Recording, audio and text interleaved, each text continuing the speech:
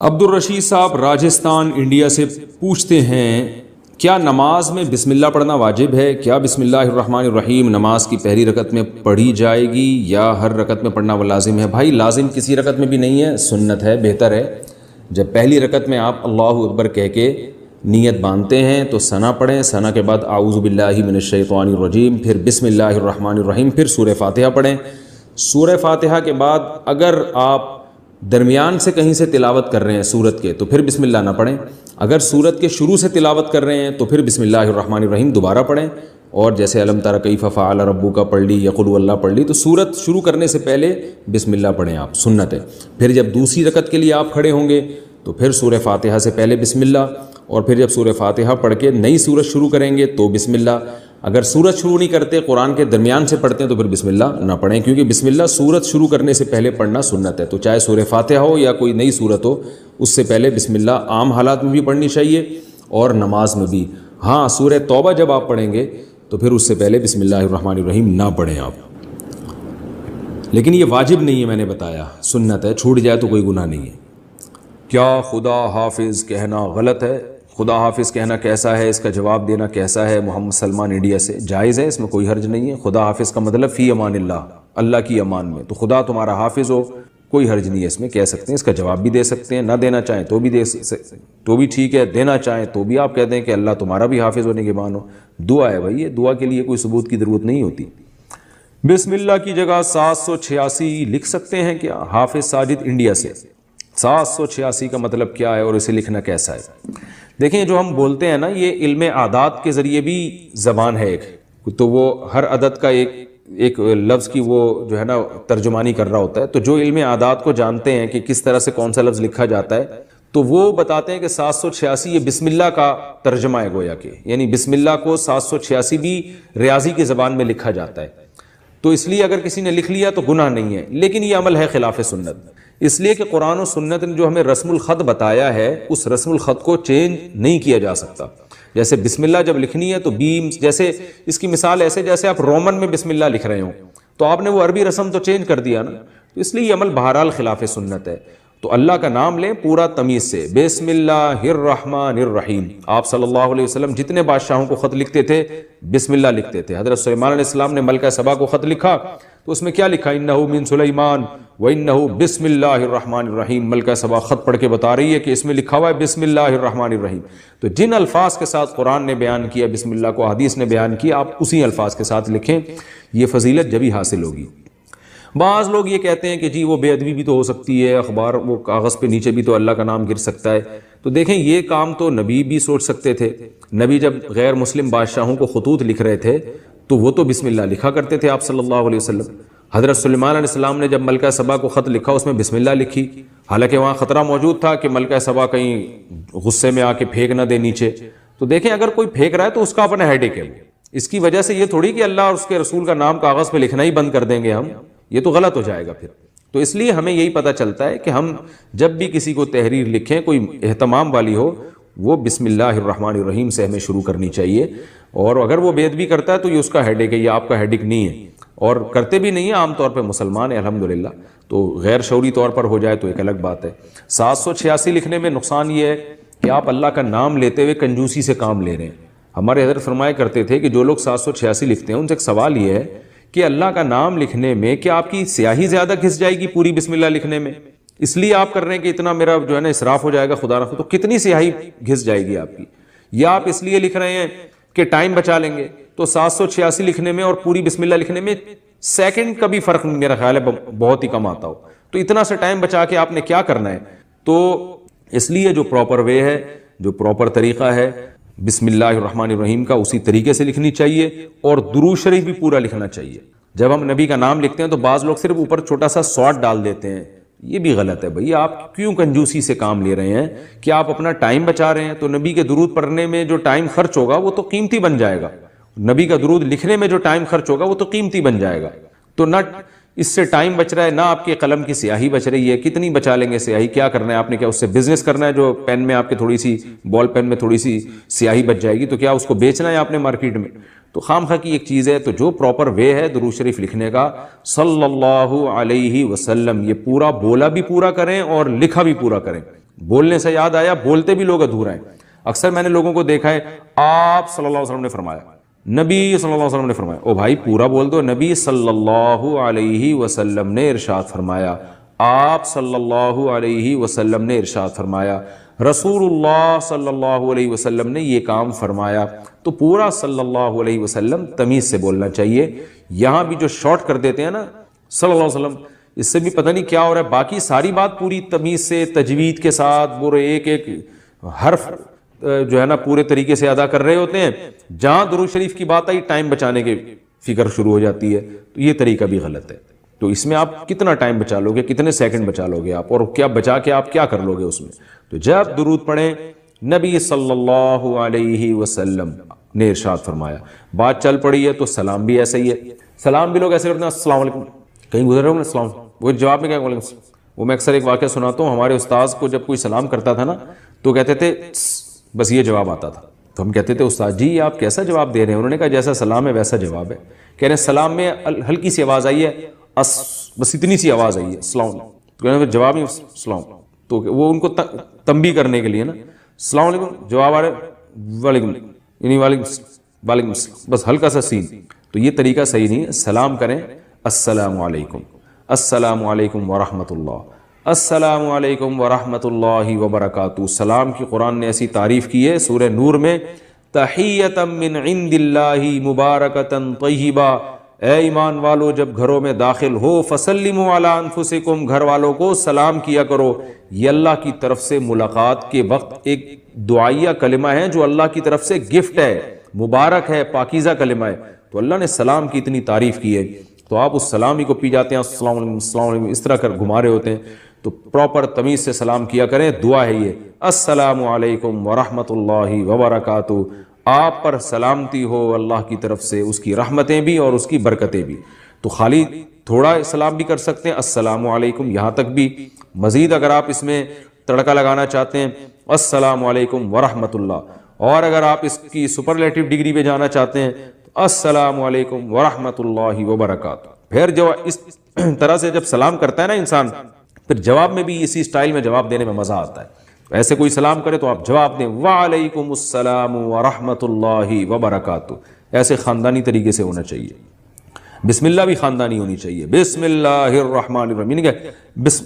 یہاں بھی لوگوں کو دیکھا ہم نے گھما دیتے ہیں وہ بسم اللہ الرحمن الرحیم ایسے پڑھا کریں.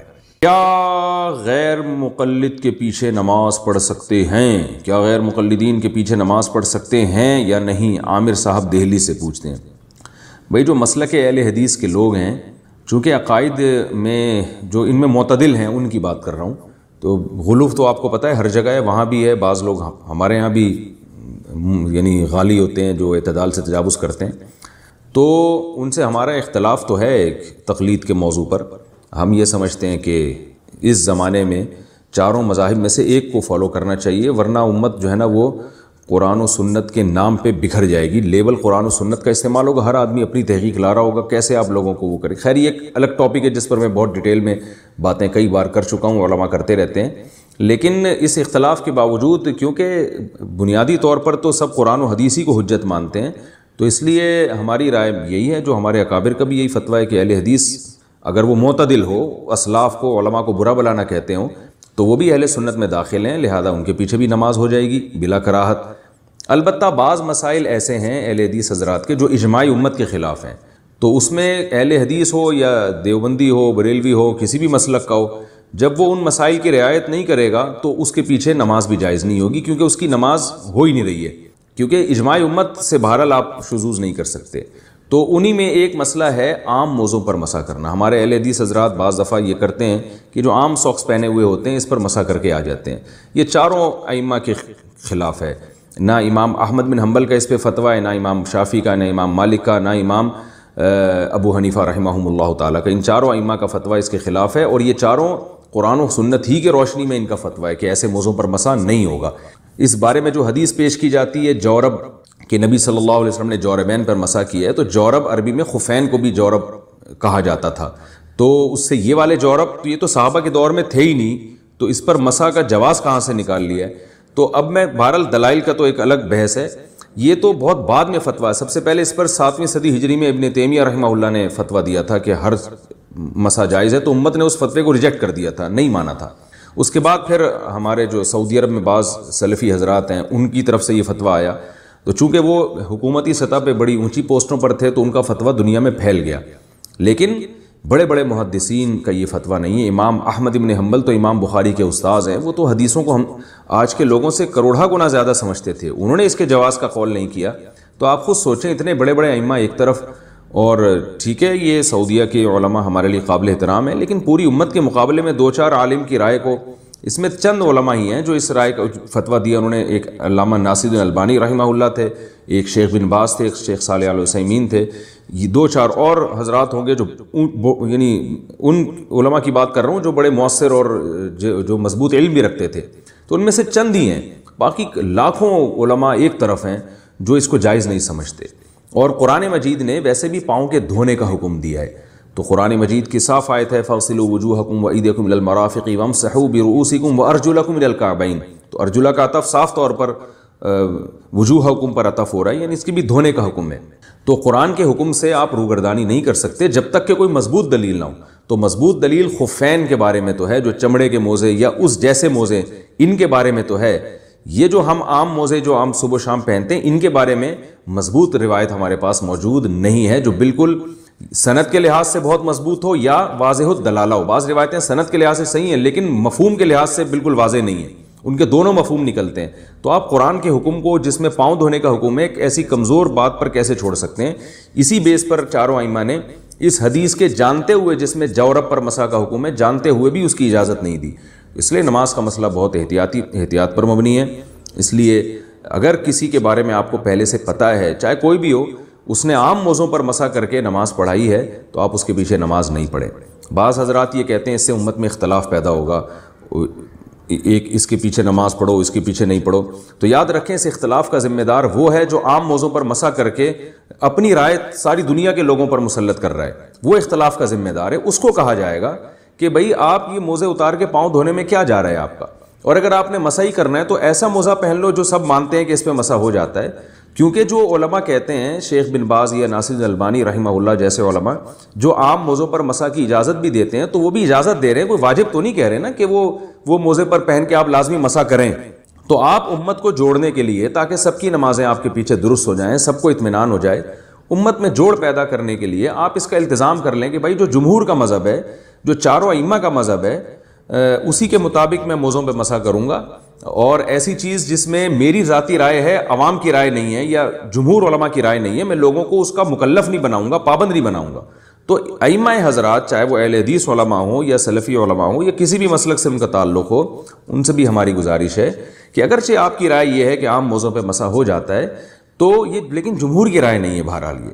تو آپ عام لوگوں کو کنفیوژن میں ڈالنے کے لیے, یا مسجد میں 2 جماعتیں ہوں یا کچھ لوگ آپ کے پیچھے نماز پڑھیں کچھ نہیں پڑھیں, اس ٹینشن سے بچنے کے لیے, امت کو جوڑنے کے لیے بہتر نہیں ہے کہ آپ اپنی ذات کی حد تک تو اس پر عمل کر لیں اگر آپ سمجھتے ہیں, لیکن جب آپ نماز پڑھائیں تو کم از کم اس بات کا اہتمام کر لیں کہ امت میں جوڑ پیدا کرنے کے لیے آپ عام موضوع پہ مسح نہ کریں, آپ چمڑوں کے موضوع پہ کر لیں, یا ان موضوع پہ جن پر چاروں ائمہ کا اتفاق ہو, یا کم از کم چاروں میں سے کسی ایک کی رائے تو ہو نا. وہ تو قرآن و سنت کی ایسی تشریح کرنا, جو ٹھیک ہے آپ جیسی تشریح کریں, لیکن اس تشریح کو مسلط تو نہیں کیا جا سکتا نا دوسروں کے اوپر.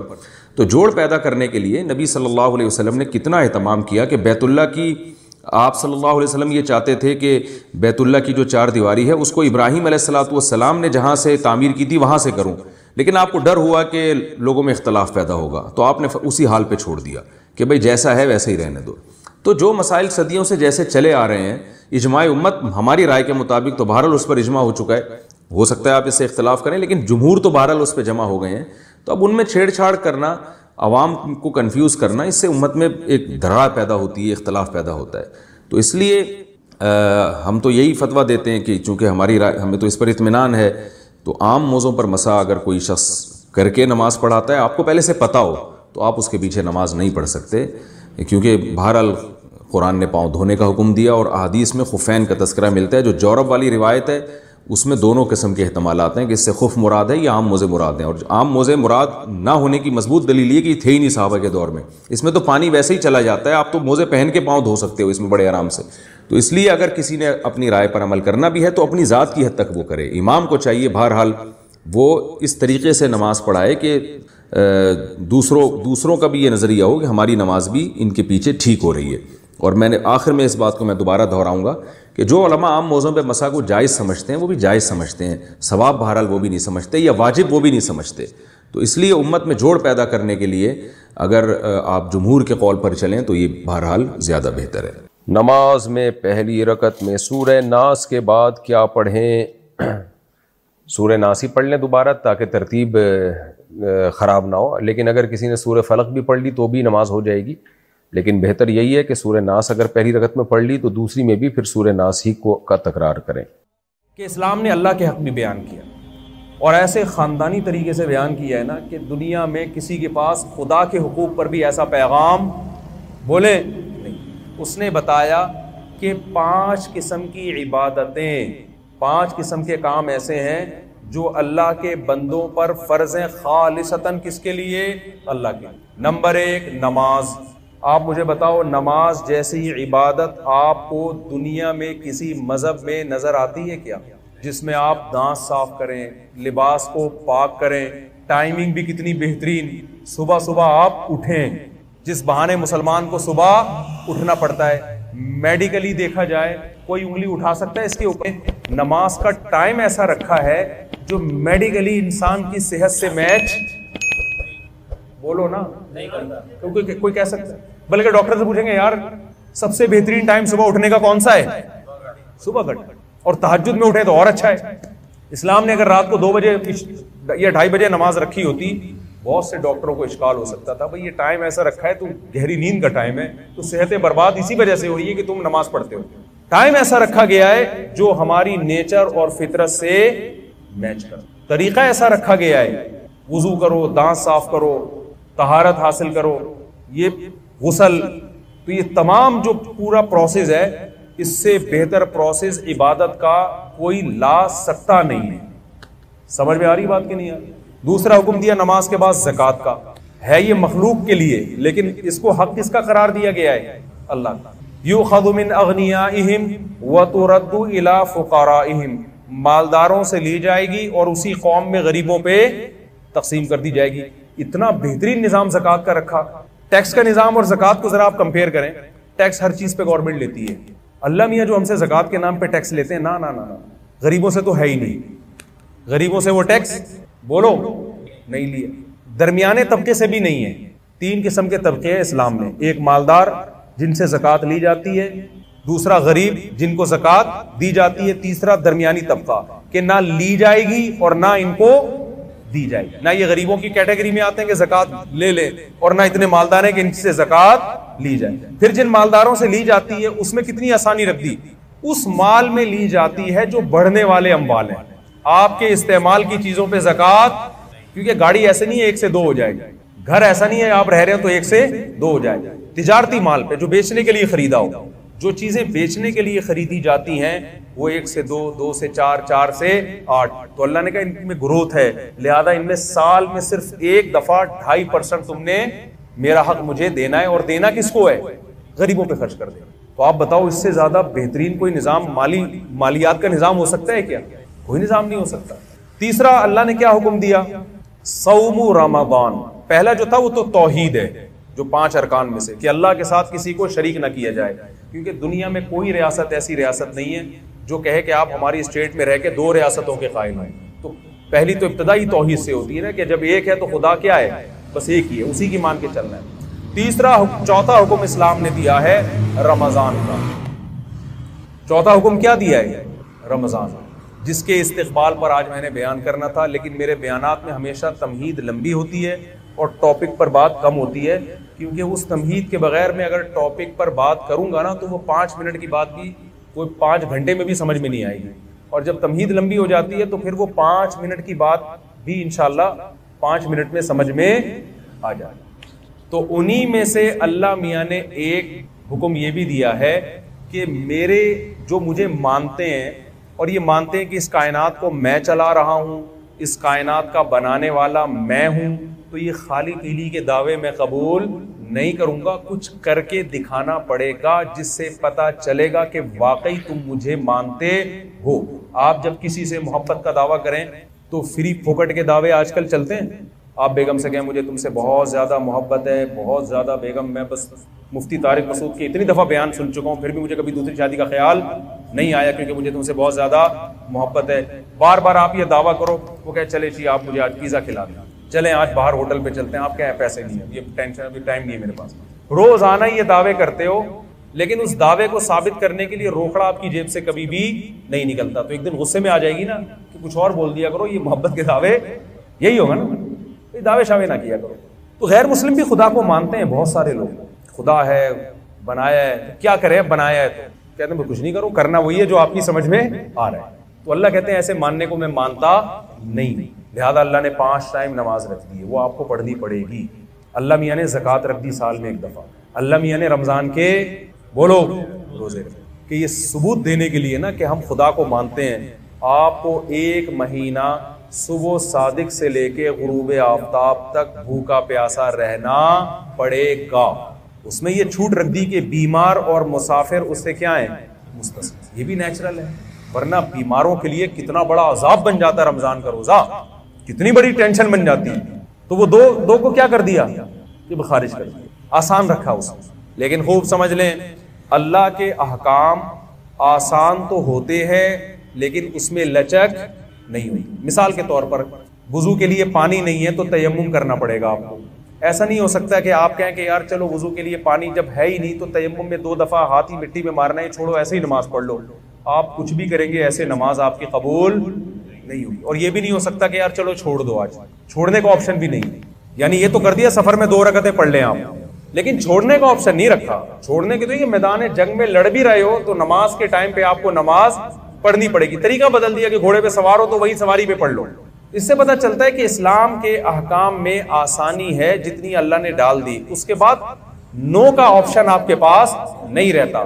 ہمارے ہاں بہت سے لوگ رمضان میں یہ کرتے ہیں کہ جی چونکہ اللہ نے مسافروں کو چھوٹ دے دی ہے، بیماروں کو چھوٹ دے دی ہے، اس سے خود یہ نتیجہ نکالنے لگتے ہیں اس کا مطلب اللہ بڑا غفور رحیم ہے، کوئی ٹینشن ہو تو چھوڑ سکتے ہیں آپ۔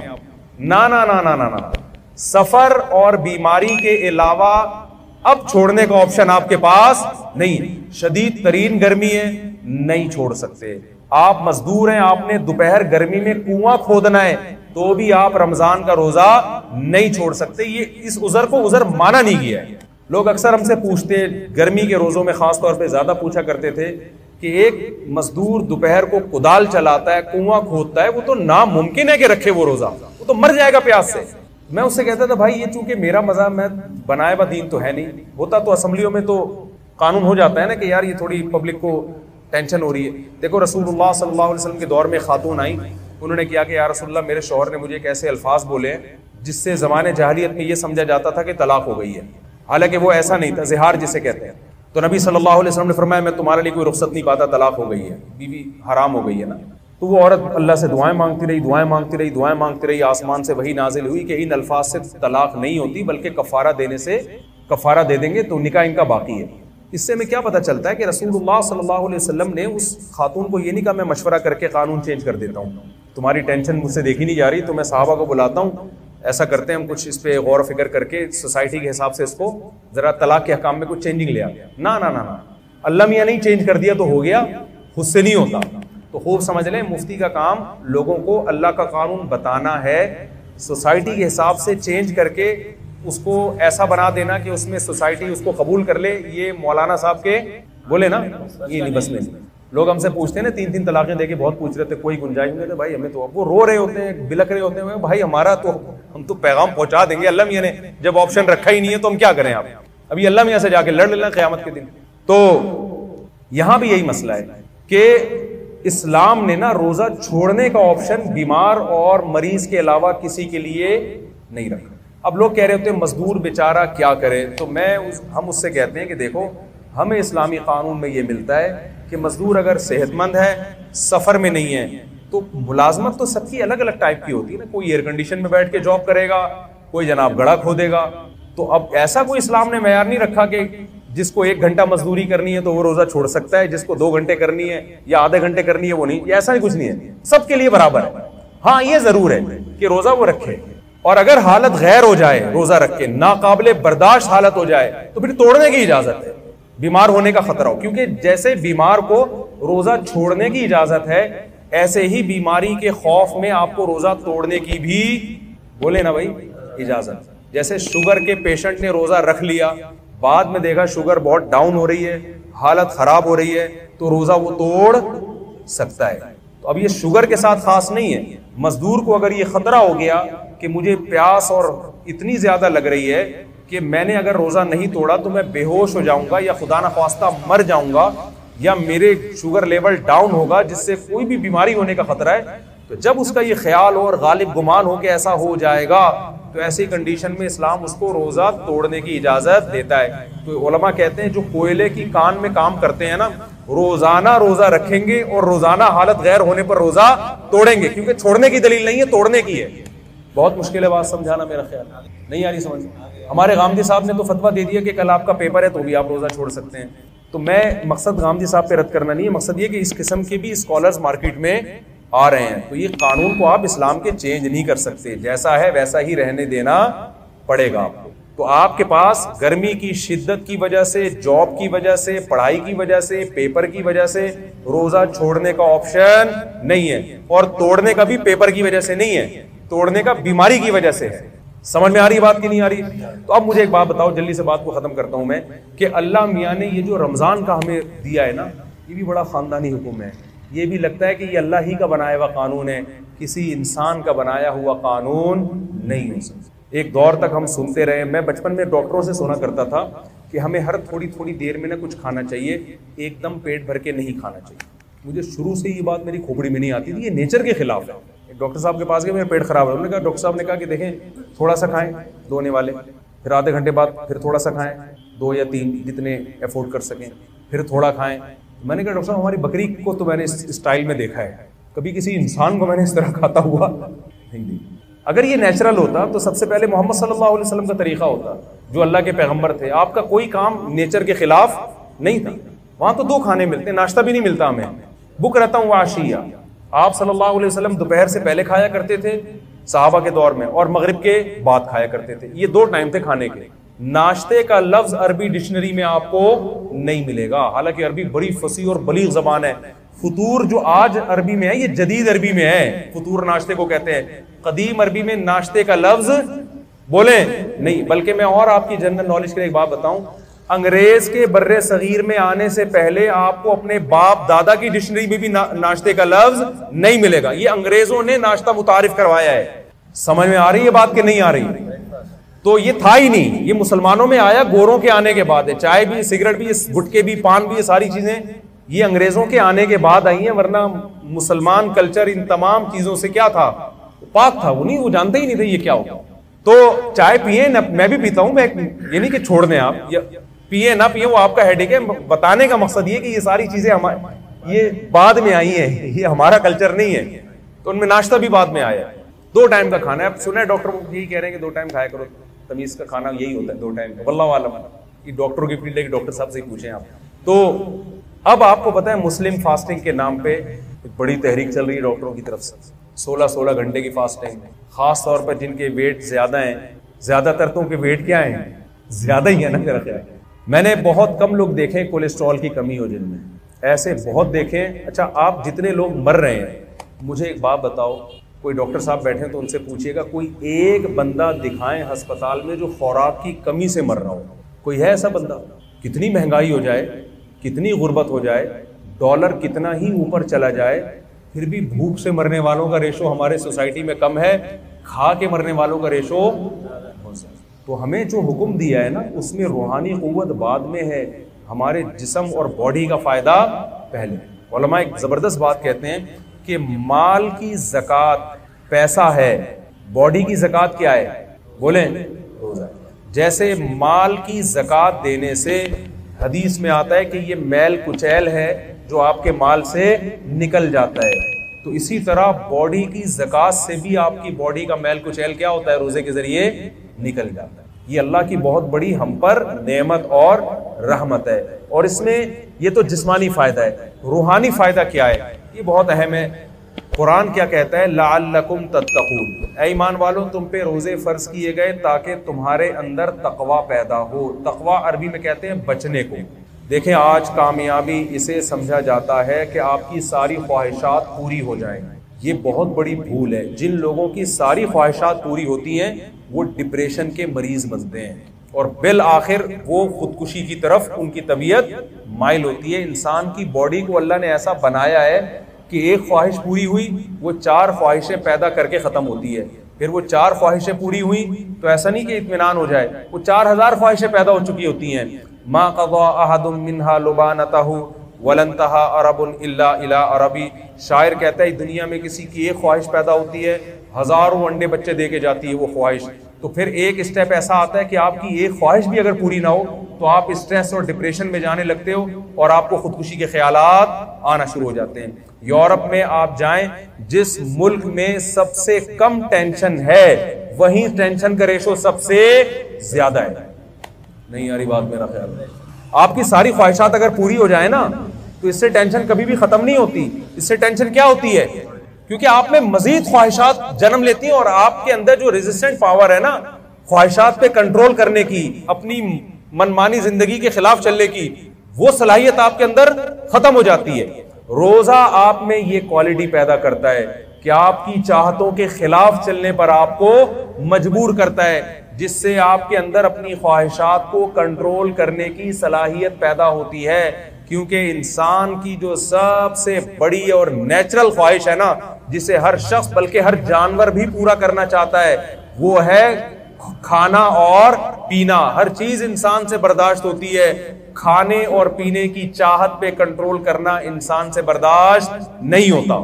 سمجھ میں آ رہی بات کی؟ تو اسلام نے 1 مہینے کے لیے کیا کہہ دیا؟ جو آپ کی سب سے مرغوب چیز تھی نا کھانا اور پینا, اسی پہ پابندی لگا دیں.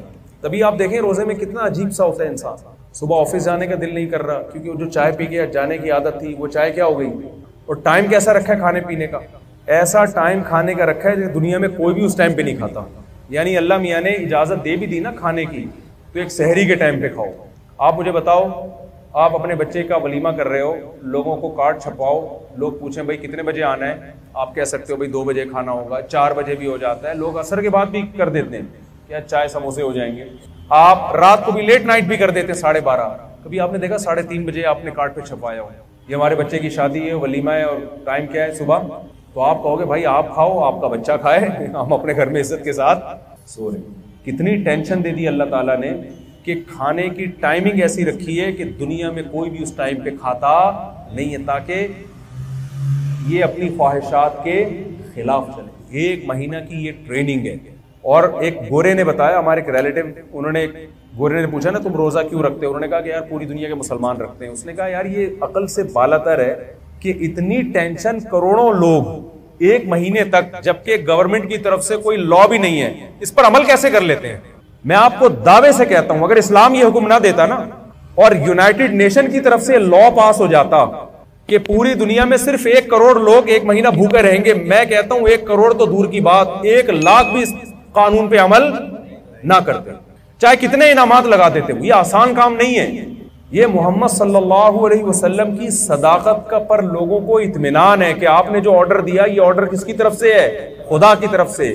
تو یہ جب تک اللہ کا کانسیپٹ نہ ہوتا اور اللہ کے اجر کا تصور نہ ہوتا, کروڑوں لوگوں کا 1 مہینے تک اپنے لائف اسٹائل کو چینج کر دینا یہ ممکن نہیں تھا. ایسا آرگنائز ہونا ممکن ہی نہیں تھا. تو رمضان خود اسلام کے اور محمد صلی اللہ علیہ وسلم کے برحق ہونے کی ایک بہت بڑی دلیل ہے. اب آخری بات یہ کہ اللہ نے ہمیں ہماری خواہشات پہ جو کنٹرول کروایا ہے رمضان میں, اس کی حکمت اللہ نے بیان کی تاکہ تمہارے اندر برائیوں سے بچنے کی صلاحیت پیدا ہو جائے. لیکن افسوس کے ساتھ یہ کہنا پڑتا ہے کہ جیسے ہم رمضان سے پہلے ہوتے ہیں رمضان کے بعد بھی بالکل ایز اٹ از اسی طرح ہوتے ہیں. 1.001% بھی ہم میں چینجنگ نہیں آتی. اس کی وجہ یہ ہے کہ ہم رمضان کو رمضان سمجھ کے اور اس کی حکمتوں کو سامنے رکھ کے گزارتے نہیں. تو اس رمضان میں اور آپ یہ ارادہ کر لیں کہ ہم ٹریننگ کی نیت سے انشاءاللہ اس رمضان کو گزاریں گے. ہم کہیں گے اے اللہ جو چیزیں حلال تھیں اور انتہائی مرغوب تھیں، ہم جب تیری خاطر اس کو چھوڑ رہے ہیں تو ہم یہ پریکٹس اس نیت سے کر رہے ہیں تاکہ جو چیزیں حرام ہیں اور ان کا چھوڑنا روٹی چھوڑنے سے آسان بھی ہے، ہم پورے سال ان حرام چیزوں سے انشاءاللہ بچنے کی کوشش کریں گے. اس نیت سے رمضان آپ گزاریں گے تو انشاءاللہ رمضان آپ کی زندگی میں چینجنگ لے کر آئے گا. اور اگر یہ نیت نہیں کریں گے تو روزے تو آپ کے انشاءاللہ ہو جائیں گے، لیکن جو روزوں کا مقصد ہے وہ حاصل نہیں ہوگا. کولیسٹرول کم نہیں ہوگا، باقی مقصد کہاں سے حاصل ہوں گے؟ دیکھیں فاسٹنگ سے ہی ہوتا ہے نا، آپ نتھر جاتے ہیں لیکن رمضان میں نہیں نتھرتے.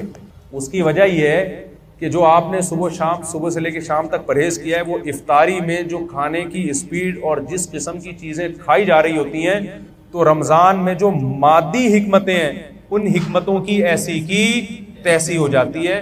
تو جیسے مادی حکمتوں کی پکوڑے کھانے اور سموسے کھانے سے ایسی کی تیسی ہوتی ہے، روحانی حکمتوں کی ایسی کی تیسی اس سے بھی زیادہ ہوتی ہے. تو ہم نے مادی طور پہ بھی اپنے آپ کو پہ کنٹرول کرنا ہے اور روحانی طور پہ بھی اپنے آپ پہ کنٹرول کرنے کی کوشش کرنی ہے.